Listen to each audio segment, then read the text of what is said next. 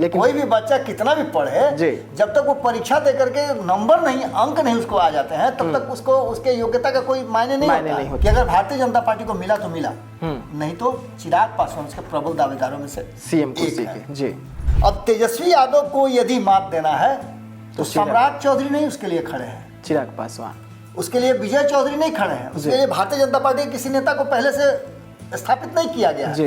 लेकिन स्वाभाविक रूप से चिराग पासवान जो है वो उनके प्रतिद्वंदी बन जाते हैं कि संजीव मिश्रा, अब तक आपने देखा होगा कि आप संजय झा को देख लीजिए तो वोट इन्फ्लुएंसर के रूप में वो नहीं जाने जाते। बिल्कुल, कभी भी आपको देखने को नहीं मिला होगा कि वहाँ उस परिवार के स्तर का कोई ब्राह्मण नेता हुआ जी। और जब जगन्नाथ मिश्रा हुआ करते थे तो बिहार के मुख्यमंत्री क्यों बने थे? इसीलिए न बने थे कि उनके पास वोट बैंक था, वोट को इन्फ्लुएंस करते थे।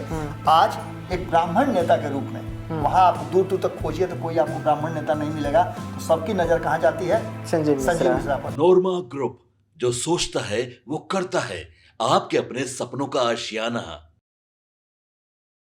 नमस्कार, आप देख रहे हैं भीतर की बात। भीतर की बात में हम बात करेंगे आज बिहार की राजनीति को लेकर। हमारे साथ बाबा भी जुड़े हुए हैं। आज बिहार की राजनीति में बहुत कुछ होने जा रहा है, बहुत बड़ा होने जा रहा है। तो पहले हम आपको बता दें कि आज भीतर की बात में सबसे खास क्या है। आज भीतर की बात में हम जानेंगे नीतीश की सीएम कुर्सी भाजपा या चिराग को नहीं। संभावनाएं पूरी तरीके से बदल गई है और 10 दिनों के अंदर पलटने वाली है बाजी। सीएम की कुर्सी, डिप्टी सीएम की कुर्सी जो है वो फिक्स हो गई है। आखिरकार अब बिहार की राजनीति में किस तरीके से बड़ा बदलाव होगा, तो इसी पर हम सीधा बाबा से जुड़ते हैं। बाबा, 10 दिनों में कुछ बड़ा होने वाला है, क्या होने जा रहा है बिहार की राजनीति में?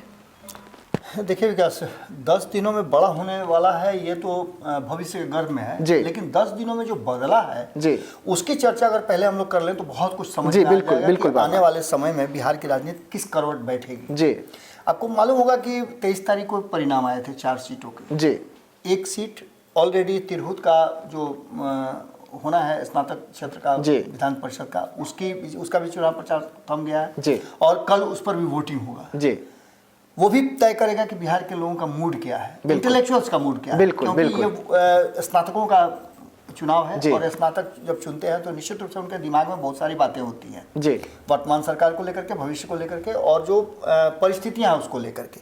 अब जो एक परसेप्शन बना हुआ था पिछले 20 साल से, आप देखे होंगे कि भारतीय जनता पार्टी जो है हाथ बांध करके ऐसे नीतीश कुमार के पीछे पीछे चल रही थी, एक आज्ञाकारी बालक की तरह। कभी बीच बीच में नहीं होता है कि नटखटापन दिखा देते हैं तो एक आध झापड़ पड़ता भी है। नीतीश कुमार ने वो सब कुछ किया, लेकिन एक आदर्श बालक की तरह, एक अनुशासित बालक की तरह भारतीय जनता पार्टी नीतीश कुमार के पीछे पीछे चलती रही है। नीतीश कुमार को जब लगा कि थोड़ा सा इधर उधर हो रहा है तो उन्होंने झटका दिया, यानी बीच में कभी कभी एक आध झापड़ देने का मतलब होता है कि अपने आप को अलग कर लिया। तो उसके बाद भारतीय जनता पार्टी को समझ में आया और फिर नीतीश कुमार बाउंस बैक किए, वापस लौट करके आए। ये सारी परिस्थितियां आप देख रहे होंगे और इसके पीछे जोड़ करके देखा जा रहा था तार कि जब नीतीश कुमार की कुर्सी, सीएम की कुर्सी किसी को दी जाएगी, किसी को हस्तांतरित की जाएगी तो वो भारतीय जनता पार्टी नंबर 1 में होगा। पिछले कुछ समय से 2024 के लोकसभा चुनाव परिणाम आने के बाद से अचानक से चिराग पासवान का कद बढ़ा है। बिल्कुल, कद पहले से घटा नहीं था। हाँ, पहले वो परीक्षा नहीं दे पाए। लेकिन कोई भी बच्चा कितना भी पढ़े, जब तक वो परीक्षा दे करके नंबर नहीं, अंक नहीं उसको आ जाते हैं, तब तक उसको उसके योग्यता का कोई मायने नहीं होता है। आप पढ़ाई कर रहे हैं तो आपको परीक्षा में अंक लाने होंगे, आप कितना भी ब्रिलियंट हो, अंक नहीं आता है तो आप फेल्यूर कहे जाएंगे।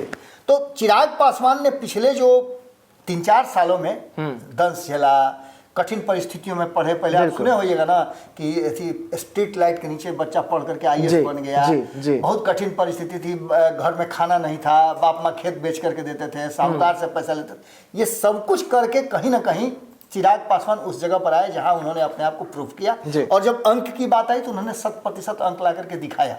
इसलिए अचानक से चिराग पासवान जो है वो प्रिय हो गए हैं प्रधानमंत्री नरेंद्र मोदी के, यानी कि जो भारतीय जनता पार्टी के अभी सबसे शीर्ष नेता है उनके।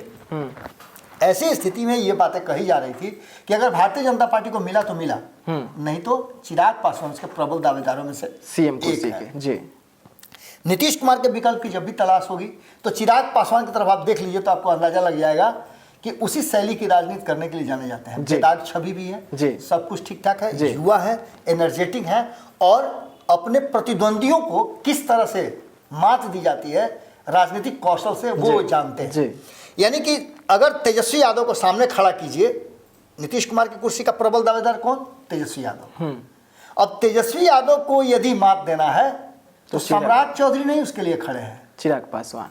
उसके लिए विजय चौधरी नहीं खड़े हैं, उसके लिए भारतीय जनता पार्टी के किसी नेता को पहले से स्थापित नहीं किया गया है। लेकिन स्वाभाविक रूप से चिराग पासवान जो है वो उनके प्रतिद्वंदी बन जाते हैं और ये लगातार मांग भी उठते रहा है निश्चित रूप से। तो अब जो ये स्थिति पैदा हुई है, हमारे संपादक नमन मिश्रा जी कहते भी हैं कि परिस्थितियां जो है 2025 में किस तरह की बनती हैं, कितना सीट किसको आता है, और अगर कहीं अपने पिता की तरह 2005 में जिस तरह से उनके पिता किंग मेकर की भूमिका में आए थे, अगर वो आ जाते हैं तो आप मान के चलिए कि परिस्थितियां बहुत विकट होंगी और अपने पिता की तरह ये दिल्ली जाकर नहीं बैठेंगे, ये बिहार में रह करके स्थापित करेंगे और ये सुनिश्चित करेंगे कि मुख्यमंत्री की कुर्सी तक ये पहुंच पाए, क्योंकि उप मुख्यमंत्री की कुर्सी हाल फिलहाल में उन्होंने ठुकराया है आज से 7 महीना पहले। जी बिल्कुल। ये सभी परिस्थितियां इस बात की तरफ इशारा करें कि नीतीश कुमार की जो सीएम कुर्सी है वो भाजपा और चिराग पासवान को नहीं जा रही है, तो किसको जा रही है?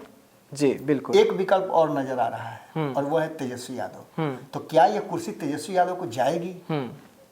अगर इस तरफ आप सोचना शुरू करते हैं तो एक तरफ आपने चिराग पासवान का पूरा समीकरण तो देख लिया बिल्कुल कि कैसे भारतीय जनता पार्टी उनको मदद करेगी, परिस्थितियां बनेंगी तो ऐसे करेंगे, लेकिन स्वाभाविक अगर नीतीश कुमार का कोई उत्तराधिकारी है, जो मैं पहले बता चुका हूं, वो तेजस्वी यादव नजर आते हैं जी। लालू के बाद नीतीश, नीतीश के बाद लालू।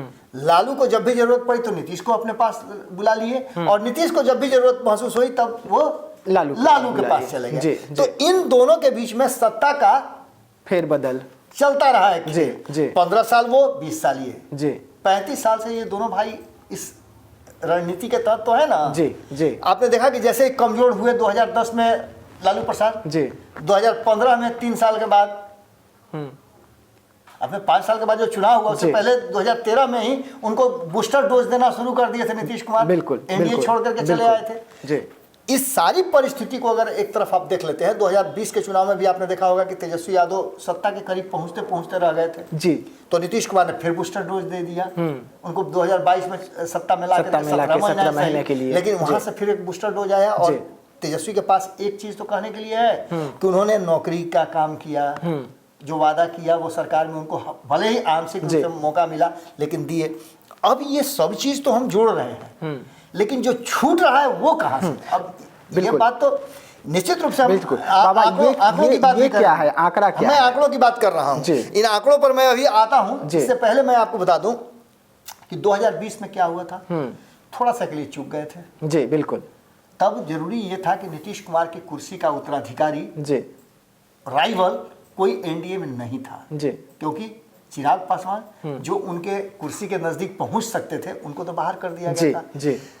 उपेंद्र कुशवाहा उनकी कुर्सी के करीब पहुंच सकते थे, उनको बाहर कर दिया गया था। जीतन राम मांझी उतना सीटें उनके पास नहीं था कि जिससे कि वो मुख्यमंत्री के दावेदार बन सके।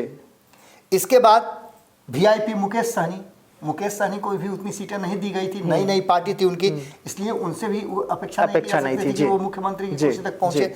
लेकिन आज वही मुकेश सहनी, वही उपेंद्र कुशवाहा, वही चिराग पासवान, ये सब अपनी अपनी शक्ति को संचित करके, और यहां तक कि आपने देखा होगा कि हिंदुस्तानी अवाम पार्टी भी, जीतन राम मांझी की पार्टी भी अपने फैमिली में ही सही काफी मजबूत होकर के पार्टी को मजबूत कर लिया है। एक सांसद भी है, एक केंद्र में मंत्री है, बिहार में 3 विभाग के मंत्री हैं, बहू जो है विधायक बन गई है। ये सभी चीजें कहीं ना कहीं अब उनके पास भी है, यानी वो भी एक मजबूत दावेदार है। लेकिन 4 सीटों का जो ये चुनाव परिणाम आया है, और इससे पहले जो आपने देखा होगा कि जितने भी चुनाव 2020 के बाद से उपचुनाव हुए हैं उसमें बहुत अच्छा प्रदर्शन नहीं कर पाए तेजस्वी यादव। इसके पीछे का कारण क्या है?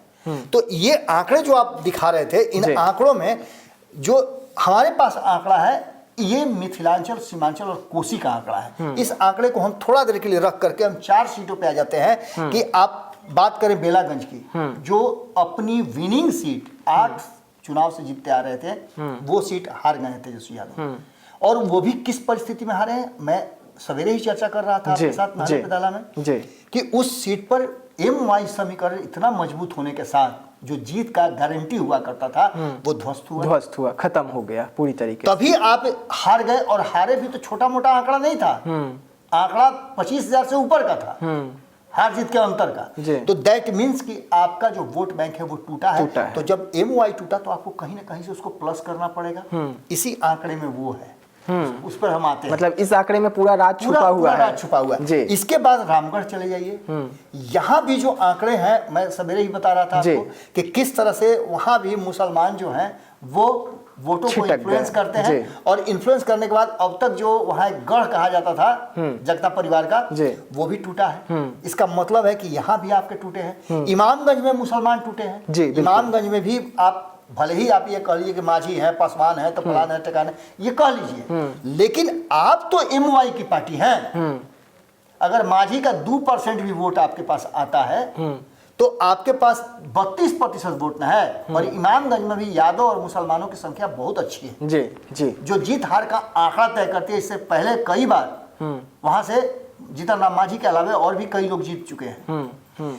इसके बाद तरारी आते हैं तो यहाँ भी मुसलमानों का इन्फ्लुएंस है, लेकिन यहाँ भी आप मात खा गए। क्यों मात खाए? इसलिए मात खाए कि मुसलमान को अपने विकल्प की जरूरत है और वो अपना विकल्प खोज रहे हैं।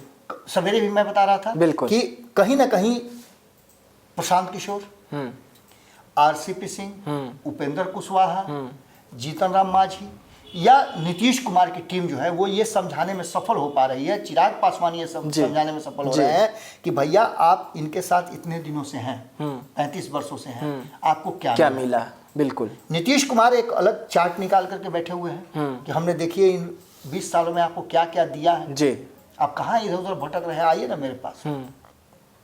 ये सभी परिस्थितियां कहीं ना कहीं आंदोलित कर रही हैं लालू प्रसाद और तेजस्वी यादव को कि वो एक अलग विकल्प करें। तो उस विकल्प में जैसा कि संपादक नमन मिश्रा जी बता रहे थे कि उन्होंने MY समीकरण का फॉर्मूला बदला है, जिसमें महिला और युवा किया है। जो नीतीश कुमार के पास और चिराग पासवान के पास वोट बैंक है, उस वोट बैंक को छीनने का इस MY में जोड़ने का कोशिश किया है, लेकिन इससे भी काम बनता हुआ दिखाई नहीं दे रहा है। अच्छा, आपके पास पॉकेट में पैसा है, 100 रुपया है, आपको खुद ही जरूरत 100 रुपए की है, तो आप क्या कर सकते हैं? ज्यादा से ज्यादा कर सकते हैं तो 5-10 रुपया हमें दे सकते हैं। बिल्कुल। एक गुड फेथ में चलिए भाई थोड़ा सा कम ही हम करेंगे, आप मैनेज कर लेंगे थोड़ा सा। लेकिन आप पूरा का पूरा तो मुझे नहीं दे सकते हैं ना जी। यहाँ जो वर्तमान परिस्थिति बनी है उसमें जो सत्ता तक पहुंचने का गेट है, रास्ता है, वो 3 जगह से जाता है। इनफैक्ट वो जाता तो 6 जगह से है, लेकिन 3 जगह इसलिए हम बता रहे हैं कि एक क्षेत्र जो है कई क्षेत्रों को मिला करके है। जैसे आप मगध के क्षेत्र में यदि आप बढ़त प्राप्त कर लेते हैं तो आप विधानसभा में नेता बनने की काबिलियत तक पहुंचते हैं, क्योंकि 40 के आसपास सीटें इस एरिया में है। दूसरा, शाहाबाद के क्षेत्र में यदि आप जाते हैं तो वहां भी 40 के आसपास सीटें हैं, यानी 80 सीटों में से आप कितनी सीटें जीतते हैं इसके लिए आपको बनाना पड़ेगा। और ये दोनों ही क्षेत्र MY और ब्राह्मण यानी सवर्णों में ब्राह्मण का एक हम अलग कैटेगरी छाट दे रहे हैं। ब्राह्मण सीट है और इसके साथ साथ कुशवाहा का भी इसमें इन्फ्लुएंस होता है मगध और शाहाबाद के क्षेत्र में। तो एक तो MY समीकरण के साथ कुशवाहा आपने जोड़ लिया है, दूसरा आप वहां ब्राह्मण जोड़ लीजिए। अगर आपको लगता हो कि A to Z की पार्टी आप हैं तो ब्राह्मणों को कुछ मौका दीजिए, क्योंकि आप बक्सर वगैरह के क्षेत्र में देख लीजिए ब्राह्मणों का कितना इन्फ्लुएंस। बिल्कुल। इसके अलावे मल्लाह समाज, उसका भी इन्फ्लुएंस बहुत ज्यादा है, जिसके लिए मुकेश सहनी आपके खेमे में हैं, जिसका असर भी आपको लोकसभा चुनाव में देखने को मिला कि लोकसभा चुनाव में आप 9 सीटें जीत करके आए, शून्य पर थे आप, 9 सीट आपको मिला। जीत करके आए। बिल्कुल। एक ही सीट न था तो एक सीट तो लेकर के चले गए पप्पू यादव। तो यानी कि 9 सीट जीत करके आए, तो कहीं ना कहीं मुकेश सहनी की उसमें भूमिका रही। अब ये अलग बात है कि लोग मुकेश सहनी के वोट बैंक कितने आए, क्या हुए, ये अलग विवेचना का विषय है। इसके बाद जब आप निकलते हैं उपचुनाव में तो वहाँ भी आप शुरुआत तो करते हैं कुछ और रास्ते से, लेकिन अचानक से आपको याद पड़ता है कि अरे मुकेश सहनी तो मेरे पास नहीं है अभी। आप मुकेश सहनी को चुनाव प्रचार में लेकर चले जाते हैं, यानी कि मुकेश सहनी कहीं ना कहीं आपके लिए जरूरी है, जरूरत बन चुके हैं। बिल्कुल। अब ऐसी स्थिति में मुकेश सहनी जो पिछले 5-6 सालों से लगातार आप देख रहे हैं कि सक्रिय राजनीति में जी, उन्होंने बहुत कम समय में एमएलसी बन के दिखाया, बहुत कम समय में अपने 4 विधायक जितवा कर लाए, बहुत कम समय में उन्होंने आपको कई बार टक्कर दिया है, बहुत कम समय में वो मंत्री बने और बहुत कम समय में अपने वोटरों को उन्होंने अब एकजुट करने का काम किया है। तो ये सारी परिस्थितियां कहीं ना कहीं बता रही है कि जो महागठबंधन में वर्तमान स्थिति है और आने वाले समय में जो 2020 का चुनाव लड़ेंगे उसमें मगध और शाहाबाद तो आप पकड़ सकते हैं, लेकिन आपको पकड़ना मिथिलांचल होगा, सीमांचल होगा और कोसी होगा जी।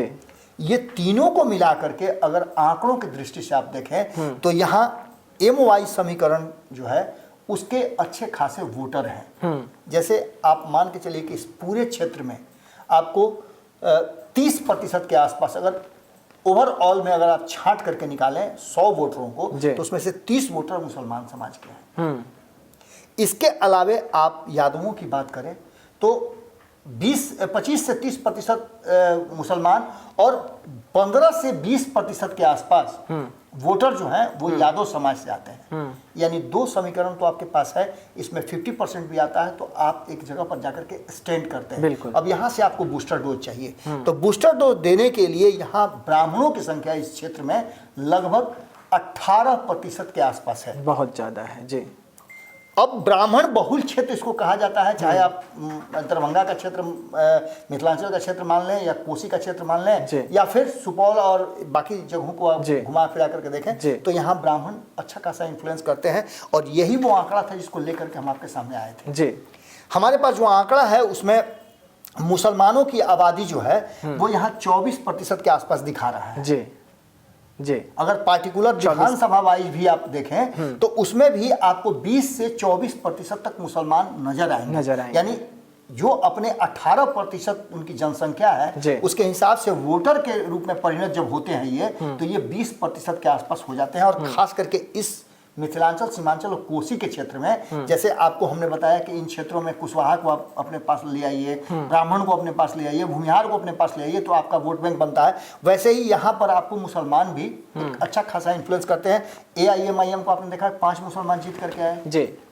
इसके अलावा मुसलमानों की आबादी आप देखिएगा सबसे अधिक इधर है, मुसलमान वहाँ से लोकसभा में जीत करके आते हैं। इसके बाद यादवों की संख्या यहाँ 10 से 12% के आसपास है, ये भी एक बड़ा फैक्टर है। इसके बाद अगर ब्राह्मणों की संख्या यहाँ देखें तो ब्राह्मणों की संख्या में चाहे आप मिश्रा की बात कर लें, झा की बात कर लें, ठाकुर की बात कर लें, तो इन सब की संख्या मिला करके लगभग जो हमारे पास आंकड़े हैं उनके हिसाब से करीब एक विधानसभा में अगर देखें तो 25 से 30 हजार के आसपास ये ब्राह्मण समाज के वोटर हैं जी। और इसको लेकर के कहीं ना कहीं इन्फ्लुएंस करने की बात चल रही है। और अगर मुकेश सहनी के मलाह फैक्टर को भी इसमें जोड़ लिया जाए, क्योंकि हम ये बात चर्चा इसलिए कर रहे हैं कि मुकेश सहनी ने मिथिलांचल, सीमांचल और कोसी के क्षेत्र में अपना खूंटा गाड़ दिया है। नहीं तो बाबा सवाल तो उठेंगे ना कि अगर आपको ब्राह्मणों का वोट चाहिए, अगर आपको स्वर्णों का वोट चाहिए तो आपके पास वैसा चेहरा भी तो होना है। आपके पास वैसा चेहरा कौन है कि जिसके चेहरे पर ब्राह्मण आकर आपको वोट दे दे, स्वर्ण आकर आपको वोट दे दे?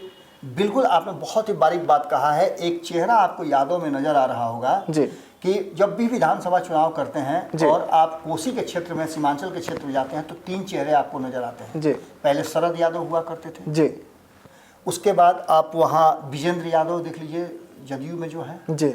इसके अलावे आप ढूंढ करके देख लीजिए अभी पप्पू यादव नया प्रवेश किए हैं और भी यादव नेता कुछ हैं जो बहुत ज्यादा इन्फ्लुएंस नहीं करते हैं, उस स्तर के नहीं है। लालू प्रसाद ही काफी हैं उसके लिए।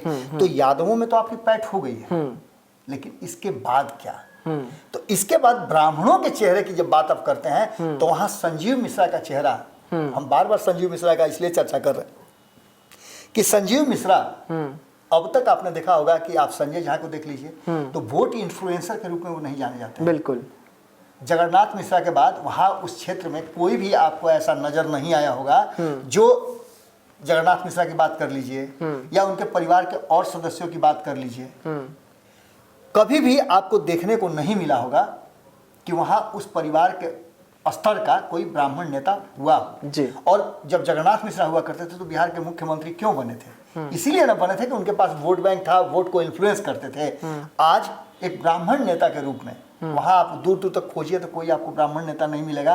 तो सबकी नजर कहाँ जाती है? संजीव मिश्रा पर। और कहीं ना कहीं जो एक लंबी राजनीतिक पारी खेल करके उतार चढ़ाव देखा है मुकेश सहनी ने, मुझे याद है कि जिस मंच पे आप लोग मौजूद थे उस मंच पे ही उन्होंने कह दिया था कि आप आइए हमारे साथ, हम दोनों का प्रकृति जो है एक तरह का है, हम दोनों व्यवसाय छोड़ करके अपने क्षेत्र का विकास करने आए हैं, तो हम अगर मिल जाए तो बहुत अच्छा होगा। और ये आंकड़ा मुझे याद आ रहा है, मैं बहुत ज्यादा तो नहीं इस पर बोल पाऊंगा, लेकिन संजीव मिश्रा की मुलाकात जो मुझे जानकारी है, संजीव मिश्रा की मुलाकात जब तेजस्वी यादव से हुई तो तेजस्वी यादव ने एक तरह समझिए तो उनको सिग्नल दे दिया था कि डायरेक्ट नहीं इनडायरेक्ट रूप में आप आइए और आप हमारे गठबंधन के उम्मीदवार बनिए।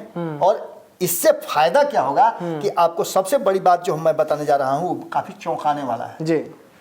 चौंकाने वाला इसलिए है कि हमने आपको आंकड़ों में बताया कि कितने प्रतिशत ये करते हैं। 7 तारीख को मैंने देखा कहीं आप पटना में पोस्टर लगने की तैयारी शुरू हो चुकी है। शुरू पोस्टर बन रही है, जहां हम पहुंच गए। जी, आपने कुछ तस्वीरें भी भेजी थी व्यक्तिगत रूप से मुझे। मैं चाहूंगा कि वो तस्वीरें आप जरूर थोड़ा सा दिखा दें। जी बिल्कुल, मैं चाहूंगा कि वो तस्वीरें दिखा दें।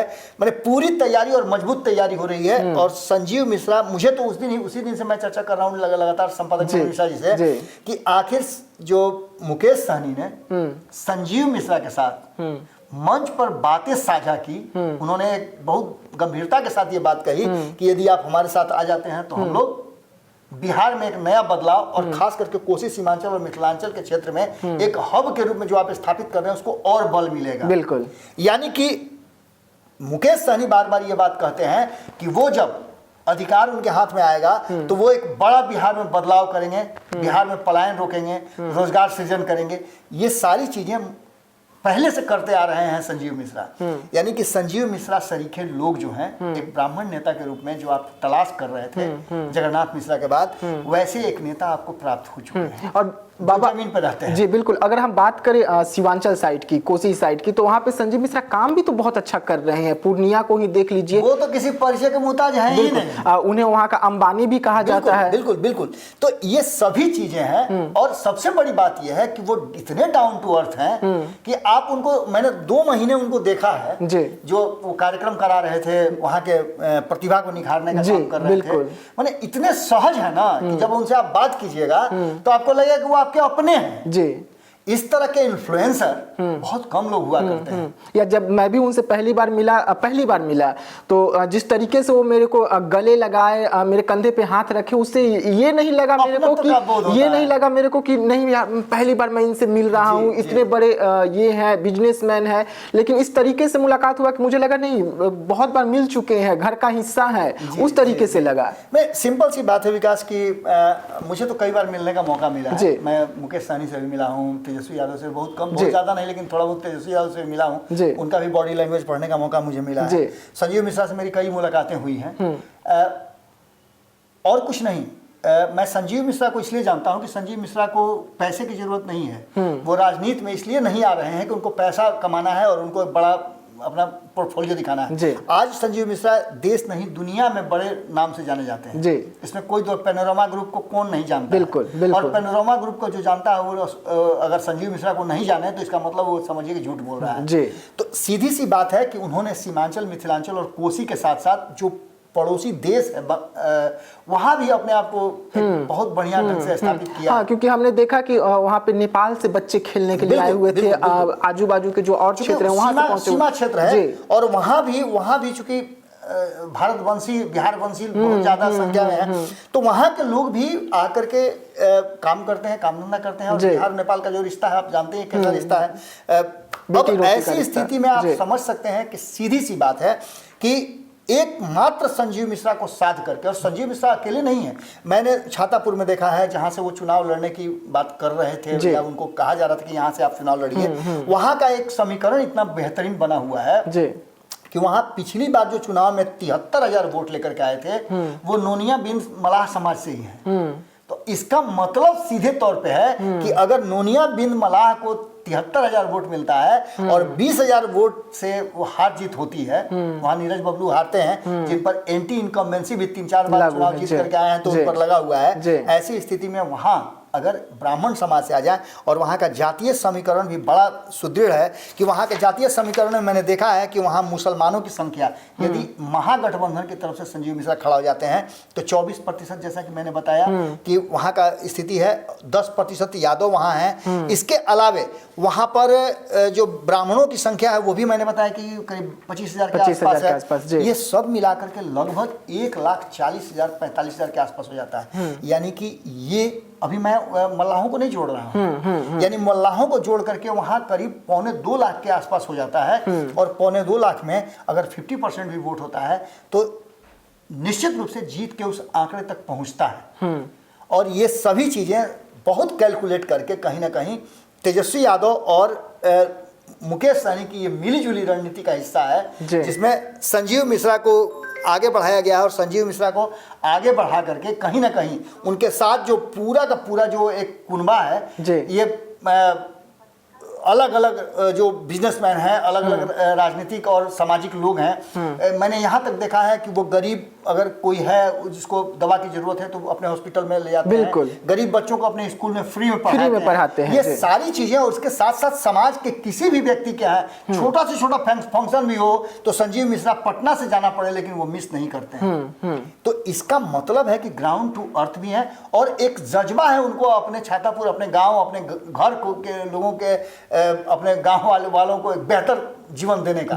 इसमें वो कितना सफल होते हैं ये तो देखने वाली बात होगी। लेकिन 7 तारीख को निश्चित रूप से जिस तरह से पारस पत्थर खोज करके ढूंढ करके ले आकर के और महागठबंधन में एक बड़े वोट बैंक को इन्फ्लुएंस करने की कोशिश की जा रही है मुकेश सहनी द्वारा, ये हो सकता है कि आने वाले समय में एक बड़ा काम करे। और इसका सबसे बड़ा है यही कारण है कि आपको पता होगा कि लोकसभा चुनाव से ये बात लगातार चर्चा में चल रही है कि मुख्यमंत्री और उप मुख्यमंत्री की कुर्सी जो है वो फिक्स हो गई है। जिस कुर्सी पर दावेदारी भारतीय जनता पार्टी कर रही थी, चिराग पासवान कर रहे थे, जीतन राम मांझी कर रहे थे, उपेंद्र कुशवाहा कर रहे थे, ये सभी ध्वस्त हो गए हैं, प्रशांत किशोर तक ध्वस्त हो गए हैं। और एक दाव खेल करके, एक गोटी फेंक करके कहीं ना कहीं ट्रम्प कार्ड ला दिया है मुकेश सहनी ने। और ये ट्रम्प कार्ड अगर मिथिलांचल सीमांचल में काम कर गया तो आप मान के चलिए कि वहां परिणाम बदल सकते हैं और मुख्यमंत्री उप मुख्यमंत्री की कुर्सी ऑलरेडी रिजर्व हो सकती है। जी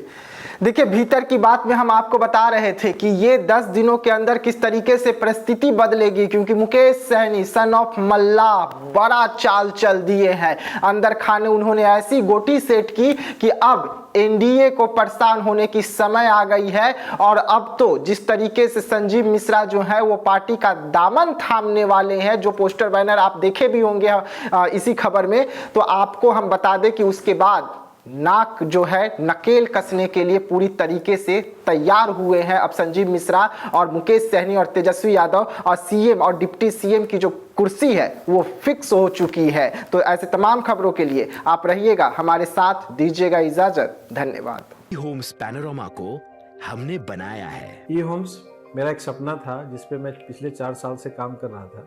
हमने जो बनाया है वो सबने है माना। ई होम्स पैनोरामा में हो आपका भी आशियाना। और फाइनली हमने 2021 में इस प्रोजेक्ट को लॉन्च किया। बहुत लोग अप्रिशिएट कर रहे हैं कि पूर्णिया जैसे शहर में, बिहार के, एक तो बिहार की बात करें उसमें भी पूर्णिया जैसे छोटे जगह में इस तरह का लाइफस्टाइल देना, ये सुन के हम लोगों को बहुत अच्छा लगता है। ई होम्स में हमने कुछ और भी किया है, जैसे हम जिस जगह में रह रहे हैं हमारे फैमिली सिक्योर हो, उनको सिक्योरिटी का ध्यान में रखा है। आपकी सुविधा और सुरक्षा आपके लिए खास है, ये आपका विश्वास है। इसमें आर्टिफिशियल इंटेलिजेंस का 7 लेयर सिक्योरिटी का हमने इस्तेमाल किया है। लस ग्रीन कैंपस को बनाया है। यदि हमारा बाउंड्री वाल है तो वो वर्टिकल गार्डन है। ये जितनी भी फैसिलिटी होता है एक इंटरनेशनल टाउनशिप में ई होम्स है, ये हम लोग विश्वास नहीं कर पा रहे हैं। जो भी हमारे मित्र दोस्त या जो भी हमारे बाहर के बाहर आते हैं तो हम लोगों को बहुत अच्छा सुनने को मिलता है और बहुत अच्छा क्रेडिट मिल रहा है। वो सारा हमने सिर्फ एक बिल्डिंग नहीं बनाया, हमने एक बहुत अच्छा लाइफस्टाइल दिया ई होम्स में। और मेरा एक सपना था जिसको मैं आज फुलफिल होते हुए देख पा रहा हूँ। ये आपका आवास है, ई होम्स पैनोरामा में अब आपका निवास है। E homes Panorama, luxurious lifestyle redefined.